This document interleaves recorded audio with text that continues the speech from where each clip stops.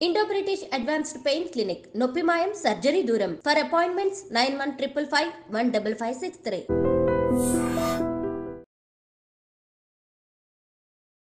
Namaste, welcome to iDream Inside Politics with Kavita.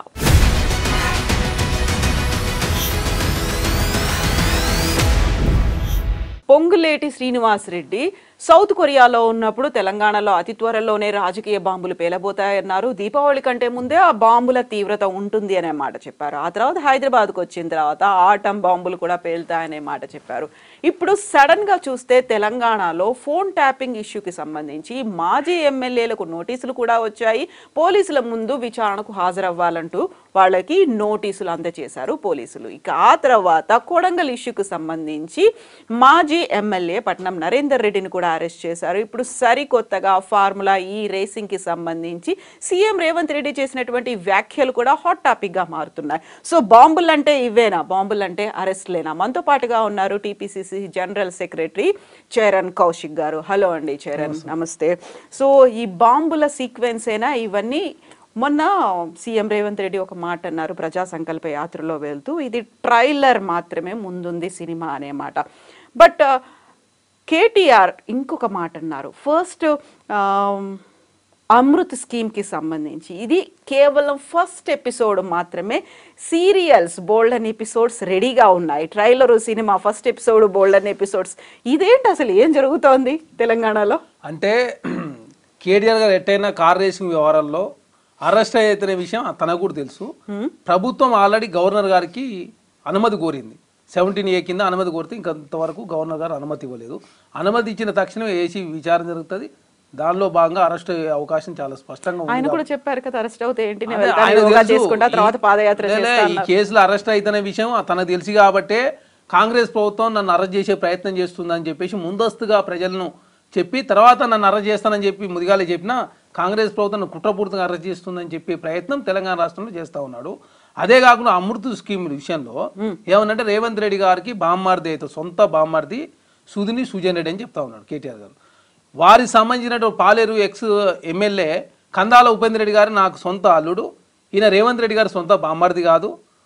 వారికి సంబంధించినటువంటి వారి మామగారేమో పద్మారెడ్డి తమ్ముడు మనోహర్ రెడ్డి కొడుకు సుజన్ రెడ్డి అని చెప్పేసి వారు చెప్తా ఉన్నారు, బీఆర్ఎస్ పార్టీకి సంబంధించిన కందాల ఉపేందర్ రెడ్డి. అదే కాకుండా ఏమంటుండే కేటీఆర్ గారు 2 కోట్ల లాభం ఉన్న కంపెనీకి ఎట్లా ఇస్తారని చెప్తా ఉన్నాడు. ఇక్కడ టెండర్ ఇచ్చేటప్పుడు 2 కోట్ల లాభం నష్టాలు ఉందా చూడరు, ఓన్లీ టర్నోవర్ బేస్లో మాత్రమే టెండర్ దక్కుతుంది. అదే కాక టెండర్లో వాళ్ళు పార్టిసిపేట్ చేసారు, తక్కువ లెస్ చేసినందుకు మాత్రమే టెండర్ వాళ్ళు దక్కింది. అదే కాక అమృత్ స్కీమ్లో కేంద్ర ప్రభుత్వం సంబంధించి ఇంకా 110 కోట్ల రూపాయలు ఇంకా లెస్కి వేసారు వాళ్ళు. అదే కాకుండా ఇక్కడ టెండర్లో ప్రాసెస్లో భాగంగానే వాళ్ళకి టెండర్ దక్కించుకుంటే దాన్ని రేవంత్ రెడ్డి గారు స్వయాన బామ్మార్ది అని చెప్పేసి వారి మీద నెట్టే ప్రయత్నం. ఇప్పుడు ఫార్మా కంపెనీ అక్కడ పెడితే వారి అల్లునికి ఇస్తారని చెప్పేసి దాన్ని వారి మీద అంటే, అవును మరి అమృత స్కీమ్లో అమృతాన్ని పంపించారు బావమరిదికి, ఆ తర్వాత ఇక్కడ మేనల్లుడి రూపంలో రైతుల మీద విషం చిమ్మిస్తున్నారు. అయితే అమృత్ స్కీమ్కి సంబంధించి అందులో పెద్ద స్కామ్ జరిగింది అనేది ఆధారాలతో కేటీఆర్ ఢిల్లీకి వెళ్లారు. కేంద్ర మంత్రి మనోహర్ లాల్ ఖట్టర్ని కలిశారు. అన్ని ఆధారాలని చూపించాను, పార్లమెంట్ సమావేశాల్లోగా ఒక చర్య తీసుకుంటాము అనే మాట. ఇప్పుడు కేటీఆర్ గారు 2 నెలల కిందనే లెటర్ రాసిండు, పట్టణాభివృద్ధి శాఖకు లెటర్ రాశారు. నిజంగానే కాంగ్రెస్ ప్రభుత్వం ఇక్కడ అవినీతి చేసి ఉంటే మహారాష్ట్ర ఎలక్షన్ కోసం అయినా ఖచ్చితంగా ఈ ప్రభుత్వం మీద చర్యలు తీసుకునేవారు. కాంట్రాక్ట్ రద్దో, లేకపోతే కాంగ్రెస్ ప్రభుత్వం ఇక్కడ మేము అమృత్ స్కీమ్ కింద కేంద్ర ప్రభుత్వం పైసలు ఇస్తే మొత్తం లూటీ చేసిందని చెప్పే ప్రయత్నం వారు చేసేవారు. అక్కడ ఎలాంటి అవినీతి జరగలేదు. యాజ్ పర్ టెండర్ ప్రాసెస్లో భాగంగా టెండరు చాలామందికి ఒక్కరికేం రాలే, రకరకాల వాళ్ళు జాయింట్గా టెండర్లు వేస్తే వాళ్ళు టెండర్లో ఏదైతే నామ్స్ ఉంటాయో నామ్స్ ప్రకారం ఇవ్వడం జరిగింది. దాన్ని ఏంటంటే సెంటిమెంట్ రెచ్చగొట్టే ప్రయత్నం. ఎందుకంటే వాళ్ళ కుటుంబానికి సంబంధించి ప్రతిసారి కుటుంబంలో కేటీఆర్ గారు, హరీష్ రావు గారు, కేసీఆర్, కవిత, సంతోష్ ఇట్లా ఇది ఇస్తారు కదా, అట్లనే రేవంత్ రెడ్డి గారు కుటుంబాన్ని తీసుకొచ్చే ప్రయత్నం, వారి సొంత బామ్మార్ది కాకుండా కూడా సొంత బామ్మార్ది చెప్పే ప్రయత్నం. ఇప్పుడు ఫార్మా విలేజ్ సంబంధించి ప్రజలలో వారు అల్లుడికి ఇస్తుందని చెప్పే ప్రయత్నం. అంటే ఇక్కడ పర్సనల్ సంబంధించింది అయితే పెద్ద ఎత్తున ప్రజలలో చర్చ అవుతుందని చెప్పి బీఆర్ఎస్ పార్టీ భావిస్తూ ఉంది. అదే కాకుండా మనోహర్ లాల్ ఖట్టర్ గారు కలిసారు. మనోహర్ లాల్ ఖట్టర్ని కలిస్తే ఇంతవరకు వారు మీడియాకు ఫొటోస్ రిలీజ్ చేయలేదు, వీళ్ళు రిలీజ్ చేయలేదు. అసలు ఎందుకు కలిసిరు, ఏమిటి కలిసిరు, ఏం జరిగిన విషయాన్ని కేటీఆర్ గారు బయట వచ్చి చెప్తుంది తప్ప దానికి సంబంధించిన ఫోటోలో లేకపోతే మనోహర్ ఖట్టర్ గారు వాళ్ళు రిలీజ్ చేయలేదు. అదే కాకుండా ఇక్కడ మనోహర్ ఖట్టర్ గారు సంబంధించిన వ్యవహారానికి సంబంధించి ఇంతవరకు దాని మీద వారు విచారణకు ఆదేశించలేదు. అది కాకుండా కూడా ఇక్కడ ఫోన్ ట్యాపింగ్ వ్యవహారంలో ఆల్రెడీ నగరకల్ మాజీ శాసనసభ్యులు చిరుమర్తి లింగయ్య గారికి నోటీస్ వచ్చింది. అందులో ఇంకా 4 మాజీ శాసనసభ్యులకు నోటీస్ వచ్చినట్టుగా ఇస్తున్నారు అని చెప్పేసి ఇటు వాళ్ళు చెప్తా ఉన్నారు. అదే కాకుండా ఈరోజు ఆల్రెడీ ఒక బాంబు పటాక్ స్టార్ట్ అయింది. ఎందుకంటే పట్నం నరేంద్ర గారిని ఈరోజు అరెస్ట్ చేశారు. ఇక తర్వాత పరంపరగా బీఆర్ఎస్ పార్టీ సంబంధించి మాజీ మంత్రులు కావచ్చు, ఎమ్మెల్యేలు చాలా మంది అరెస్ట్ అయ్యే అవకాశం. ఎందుకంటే ఒక్క స్కామ్ చేయలే కదా, ఫోన్ ట్యాపింగ్ వ్యవహారం కావచ్చు, అదే గొర్రెల స్కామ్ కావచ్చు, అదేవిధంగా కార్ రేసింగ్ వ్యవహారం కావచ్చు, అదే కాకుండా యాదాద్రి భద్రాద్రి పవర్ కొనుగోలు నిర్మాణం, అదే కాకుండా కాళేశ్వరం, ఇవన్నీ రకరకాల ఇవి ఉన్నాయి కాబట్టి రకరకాల దాంట్లో రకరకాల వ్యక్తులు అరెస్ట్ అయ్యే అవకాశం ఉంది. కాబట్టి ఈ ఇష్యూని డైవర్ట్ చేయాలంటే ఢిల్లీకి పోయి నేనేదో చేస్తున్నా, ఢిల్లీలో అడుగు పెట్టగానే తెలంగాణలో ఏదో అయిపోయిందంట. ఢిల్లీలో అడుగు పెడితే ఏమవుతుంది అంటే BRS party Bharatiya Janata party ఒకటే తెలంగాణ రాష్ట్రంలో గలాట క్రియేట్ చేసే ప్రయత్నం చేస్తున్నారు మీరు. అంటే కేటీఆర్ గారు అనేది తెలంగాణ ప్రజల్ని తప్పుదోవ పట్టించే ప్రయత్నం ఖచ్చితంగా ఈ కేసులో ఇది కార్ రేసింగ్ వ్యవహారంలో ఖచ్చితంగా కేటీఆర్ అరెస్ట్ కాబోతా ఉన్నారు. అరవింద్ కుమార్ ఆల్రెడీ వాంగ్మూలం ఇచ్చిండు. ఎందుకంటే 23 కోట్ల రూపాయలు ఒకసారి, ఇంకోసారి 23 కోట్లు, 23 కోట్లు సెకండ్ సారి ఇచ్చేటప్పుడు ఎలక్షన్ కోడ్ కూడా అమల్లోకి వచ్చింది. సెంట్రల్ ఎలక్షన్ కమిషన్ అనుమతి తీసుకోవాలా, అంతకుముందు హెచ్ఎండిఏ బోర్డు అనుమతి తీసుకోవాలి. ఈ బోర్డు అనుమతి లేదు. అదేవిధంగా సెంట్రల్ ఎలక్షన్ కమిషన్ అనుమతి తీసుకోకుండా 56 కోట్ల రూపాయలు, 9 కోట్ల రూపాయలు ట్యాక్స్, మొత్తం కలిసి 56 కోట్ల రూపాయలు విదేశీ అకౌంట్లకు ట్రాన్స్ఫర్ చేసుడు. కేటీఆర్ గారు మౌఖిక ఆదేశానుసారంగానే నేను ట్రాన్స్ఫర్ చేసినని చెప్పి ఎవిడెన్స్ ఆల్రెడీ ప్రభుత్వం దగ్గర ఉంది. యాజ్ ఫార్మాలిటీస్లో భాగంగా గవర్నర్ గారు అనుమతి కాంగ్రెస్ ప్రభుత్వం కోరింది. ఇప్పుడు మహారాష్ట్రలో BRS party Bharatiya Janata party సహకరించే ప్రయత్నంలో భాగంగా ఢిల్లీలో కూర్చొని మాట్లాడుకొని గవర్నర్ గారు అనుమతి రాకుండా చూసుకునే ప్రయత్నం కేటీఆర్ గారు భారతీయ జనతా పార్టీ మధ్య ఒప్పందం జరుగుతున్నది చాలా స్పష్టంగా కనపడతా ఉంది. కాబట్టి ఇప్పుడు గవర్నర్ గారు అనుమతి ఇస్తే కేటీఆర్ గారిని ఇంట్రాగేషన్ చేయడానికి ఏసీపీ సిద్ధంగా ఉంది. దాని తర్వాత పరిణామాలన్నీ కూడా ఖచ్చితంగా కేటీఆర్ గారు జైలు పోయే అవకాశం ఉంటుంది. కాబట్టి మహారాష్ట్ర ఎలక్షన్లో నేను సహకరిస్తాను, నన్ను కాపాడని చెప్పే ప్రయత్నంలో భాగంగా మనోహర్ గారు కట్టన్ గారు కలిసినట్టుగా చాలా స్పష్టంగా కనపడతా ఉంది. తెలంగాణ గవర్నర్ కూడా ఢిల్లీలో ఉండని చెప్తా ఉన్నారు. అంటే ఢిల్లీలో ఉండి మరి వీళ్ళంతా గవర్నర్ గారు అనుమతి ఇవ్వకుండా, అదే కాకుండా మహారాష్ట్ర ఎలక్షన్ ఏదైనా సహకరిస్తే తెలంగాణ రాష్ట్రంలో ఈ గవర్నర్ అనుమతి లేకుండా అదే లాబింగ్, వారి ఒప్పందం, రాజకీయ. ఇంకోటి నిన్ననే చెప్పిండు బీఆర్ఎస్ పార్టీ మేము మహారాష్ట్రలో పోటీ చేస్తున్నామని. మరి ఎందుకు పోటీ చేస్తారు? జాతీయ పార్టీ అని చెప్పి టీఆర్ఎస్ పార్టీ బీఆర్ఎస్ పార్టీ మీరే మార్చుకున్నారు. మీ తమ్ముడు వంశీధరరావుని మహారాష్ట్ర ఇన్ఛార్జ్ అని చెప్పి బీఆర్ఎస్ పార్టీ అనౌన్స్ చేసుకున్నది. మరి ఇప్పుడు పోటీ చేస్తలేదని చెప్పేసి వాళ్ళే అర్థాంతరంగా వాళ్ళే బయటకు పోతున్నారు. ఆదిలాబాద్ పోయి కాంగ్రెస్ పార్టీ గెలవద్దు మహారాష్ట్ర అని చెప్పి వారు చెప్తా ఉన్నారు. ఇక హరీష్ రావు గారు ఏమో ఏకంగా మహారాష్ట్రలో కాంగ్రెస్ పార్టీ గెలవద్దని చెప్పి హరీష్ రావు గారు చెప్తా ఉన్నారు. అంటే వీళ్ళందరూ బీఆర్ఎస్ పార్టీ హరీష్ రావు గారు కావచ్చు, కేటీఆర్ కావచ్చు, కేసీఆర్ గారు కావచ్చు, ఖచ్చితంగా మహారాష్ట్రలో కాంగ్రెస్ కూటమి రావద్దని చెప్పి కోరుకుంటా ఉన్నారు. దానిలో భాగంగా గవర్నర్ గారు ఇక్కడ మీరు అనుమతి ఇవ్వకుండా ఉంచినట్లయితే 30 నియోజకవర్గాల్లో మేము సహకరిస్తాం, మేము పోటీ చేయమని చెప్పి లోపాయికారక ఒప్పందంలో భాగంగా కేటీఆర్ ఢిల్లీలో మకాం ఇచ్చినట్టు చాలా స్పష్టంగా కనపడతాం.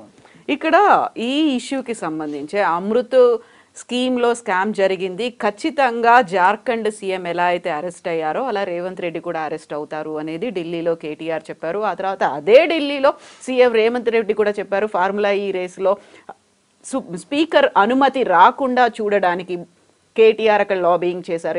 ఎవరెవరిని కలుస్తారు, 2 రోజులు ఎందుకున్నారు, గవర్నర్ కూడా ఎందుకు పిలిపించుకున్నారు అనే మాట. సో ఇక్కడ ఇద్దరు అరెస్టుల గురించి చెప్తూ ఉన్నారు 2 పార్టీలు. సో కీలకమైనటువంటి వ్యక్తుల అరెస్టులు అనేది నెక్స్ట్ ఏం జరుగుతుంది? యాక్చువల్గా మొత్తం అన్ని రాజకీయాలు అంతా అందరూ మాట్లాడేదంతా ఈ అరెస్టులు, స్కీములు, స్కాములు, అక్రమాలు వీటి చుట్టూ ఎందుకు తిరుగుతున్నాయి అంటే కాంగ్రెస్ ప్రభుత్వం మీద ఈ అమృత్ టెండర్లో కాంగ్రెస్ పార్టీ ఏదో అవినీతి చేసిందని చెప్పేసి బీఆర్ఎస్ పార్టీ క్రియేట్ చేసే ప్రయత్నం వారు చేస్తూ ఉన్నారు. ఇక్కడ తెలంగాణ రాష్ట్రంలో బీఆర్ఎస్ పార్టీ దేనిదైనా స్కామ్ చేసిందని చెప్పి ప్రజలంతా కూడా ఆల్రెడీ సిట్టు విచారణ కావచ్చు, కమిషన్ కావచ్చు, ఏసీబీ కావచ్చు, అన్ని విచారణ జరుగుతూ ఉన్నాయి. అధికారులంతా కూడా అరెస్ట్ అయ్యారు. ఎందుకంటే ఆనాడు పెద్ద ఎత్తున తెలంగాణ రాష్ట్రంలో సంపదను దోచుకొని తెలంగాణ రాష్ట్రంలో ఈరోజు 6 కోట్ల రూపాయలు ప్రతి నెలకు సోషల్ మీడియా మీద ఖర్చు పెట్టే పరిస్థితిలో బీఆర్ఎస్ పార్టీ ఉన్నది.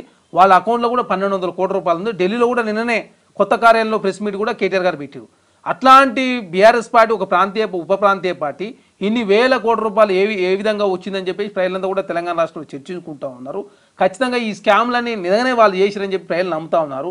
ధరణిది కూడా ప్రభుత్వం రిపోర్ట్ వచ్చింది. ధరణిలో లక్షల ఎకరాలు గుంజుకూరు వాళ్ళు స్పష్టంగా కనపడతా ఉంది. కాబట్టి ఈ అన్ని విషయాల్లో ఖచ్చితంగా కేటీఆర్ గారు కావచ్చు, కేసీఆర్ గారు కావచ్చు, కల్వకుంట్ల కుటుంబం కావచ్చు, వారి పార్టీలో పనిచేసిన చాలామంది జైలుకు పోతానికి సిద్ధంగా ఉండాలని చెప్పేసి తెలంగాణ రాష్ట్రంలో చర్చ జరుగుతున్నప్పుడు ఈ చర్చని డైవర్ట్ చేసే దానిలో భాగంగా అమృత్ స్కీమ్లో ఏకంగా రేవంత్ రెడ్డి గారు తప్పు చేశారని చెప్పేసి కాంగ్రెస్ ప్రభుత్వం ఒక బురదలే ప్రయత్నం బీఆర్ఎస్ పార్టీ చేస్తా ఉంది తప్ప ఇక్కడ అమృత్ స్కీమ్లో కావచ్చు, టెండర్లో కావచ్చు ఎలాంటి అవినీతి కాంగ్రెస్ పార్టీ పాల్గొనలేదు. అదేగాక ఇక్కడ నామినేషన్ బేస్లో ఎక్కడ వెళ్ళలేదు. టెండర్ యాజ్ పర్ నామ్స్ ప్రకారం మాత్రమే టెండర్ నోటిఫికేషన్ ఇచ్చారు, టెండర్లో వాళ్ళు పార్టిసిపేట్ చేసారు, తక్కువ వేసిన వాళ్ళకి టెండర్ వచ్చింది, ఎలిజిబిలిటీస్ ఉన్న వాళ్ళకి టెండర్ ఇస్తారు తప్ప ఎవరో టెండర్ అయిన వాళ్ళకు లేకపోతే తక్కువ అయిన వాళ్ళకి ఎక్కడ కూడా ఇవ్వరు. ఇక్కడే టెండర్లో యాజ్ పర్ ప్రాసెస్ ప్రకారం వాళ్ళు వేసిరు, తక్కువ కోడ్ చేసిరు, దానిలో భాగంగా వారికి టెండర్ దక్కింది. దాన్ని ఏంటంటే బూచో చూపించు రేవంత్ రెడ్డి గారు సొంత బామ్మార్దని, ఫార్మా సొంత అల్లుడని, ఇట్లా వాళ్ళ కుటుంబానికి సంబంధించిన ఏ విధంగా గతంలో అవినీతి చేసి తెలంగాణ ప్రజలంతా నమ్ముతున్నారో, తెలంగాణ రాష్ట్రంలో కాంగ్రెస్ పార్టీకి సంబంధించి నమ్మించే ప్రయత్నం మాత్రమే కేటీఆర్ చేస్తా ఉన్నారు. ఖచ్చితంగా కార్ రేసింగ్ వ్యవహారంలో కావచ్చు, ధరల్లో కావచ్చు, అదే కాకుండా మిగతా వ్యవహారాల్లో ఖచ్చితంగా బీఆర్ఎస్ పార్టీ నాయకులంతా కూడా చాలామంది జైలు పోతానికి సిద్ధంగా ఉండాలా. ఖచ్చితంగా ప్రాసెస్ స్టార్ట్ అయింది. ఈరోజు మన పట్న నరేంద్ర గారు అరెస్ట్ అయ్యారు. రేపటి నుంచి ఇంకా చాలామంది ఎమ్మెల్యేలతోటి సిట్టు విచారణకు ఆదేశిస్తూ ఉన్నారు. కాబట్టి 14వ తారీఖు నాడు వస్తాను నగరికల్ ఎమ్మెల్యే ఆల్రెడీ చెప్పిండు. అదే కాకుండా మిగతా వాళ్ళని కూడా పిలిపించే కార్యక్రమంలో చాలా ఆధారాలు ఎవిడెన్స్ వచ్చినప్పుడు ఖచ్చితంగా చాలా మంది అరెస్ట్ అయ్యే అవకాశం ఉంది. కాబట్టి దీనిలో మొదటగా కేటీఆర్ గారు అరెస్ట్ అవుతాడు అనుకుంటే కేటీఆర్ గారు ట్యాబ్లో పడ్డ పట్న నరేంద్ర గారు మొదటగా అరెస్ట్ అయ్యారు. సో ఇవన్నీ ఒక లూప్ లైన్లో కంటిన్యూ అవుతూనే ఉంటాయి. ఇంకా ఖచ్చితంగా తెలంగాణ రాష్ట్ర తప్పు చేసిన వాళ్ళు ఎవరిని వదిలిపెట్టే ప్రసక్తే లేదు. చట్టం అనేది చట్టం తన పని తాను చేసుకుంటూ పోతుందని చెప్పి ముఖ్యమంత్రి గారు ప్రకటించారు. రాజకీయ కక్ష కారుణ్యాలు తావు లేకుండా చట్ట ప్రకారం చర్యలు తీసుకుంటుంది. సిట్టు కావచ్చు, ఏసీబీ కావచ్చు, విజిలెన్స్ అంతా కూడా వాళ్ళ పని వాళ్ళు చేసుకుంటూ పోతా ఉన్నారు. కాబట్టి రిపోర్ట్లు వచ్చిన తర్వాత ప్రభుత్వం చర్యలు తీసుకునే సిద్ధంగా ఉంది. కాబట్టి ప్రారంభిద్దాం అనుకున్న దశలోనే అనవసరంగా తెలంగాణ రాష్ట్రంలో కన్ఫ్యూజ్ వాతావరణం క్రియేట్ చేసే ప్రయత్నం బీఆర్ఎస్ పార్టీ చేస్తూ ఉంది. ఖచ్చితంగా భారతీయ జనతా పార్టీ బీఆర్ఎస్ పార్టీకి మహారాష్ట్ర ఎలక్షన్లో ఒప్పందమే. తెలంగాణ రాష్ట్రంలో కేటీఆర్ అరెస్ట్ కాకుండా భారతీయ జనతా పార్టీ కాపాడే ప్రయత్నం కేటీఆర్ గారు చేస్తూ ఉన్నారు. ఎస్ అండి చరణ్ గారు, థ్యాంక్ యూ సో మచ్ అండి.